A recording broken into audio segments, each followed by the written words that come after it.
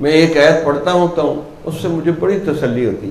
اللہ تعالیٰ فرماتے ہیں وَلَقَدْ نَصَرَكُمُ اللَّهُ فِي مَوَاطِنَ كَثِيرَةٍ، زندگی میں ہم نے تمہاری کثیر جگہ مدد کی ہے، تو اب مدد نہیں کریں گے؟ تو استغفار کر لو، اللہ کو منا لو، تو مدد نہیں کریں گے؟ جب اللہ خود کہتا ہے ادعوا استجب لکم، دعا مانگو میں دعا قبول کروں گا، لیکن دعا مانگے رو دھو کے، پھیکے منہ سے نہ مانگیں دعا، روئیں دھوئیں توبہ کریں آہوزاری کریں، پھر دعائیں قبول ہوتی۔ امن یجیب المضطر، بے چین آدمی کی دعا کون قبول کرتا ہے؟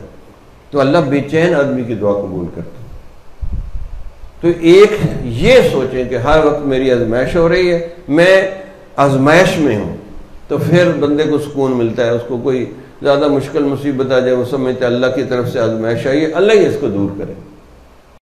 کس سے مانگے کہاں جائیں، کس سے کہیں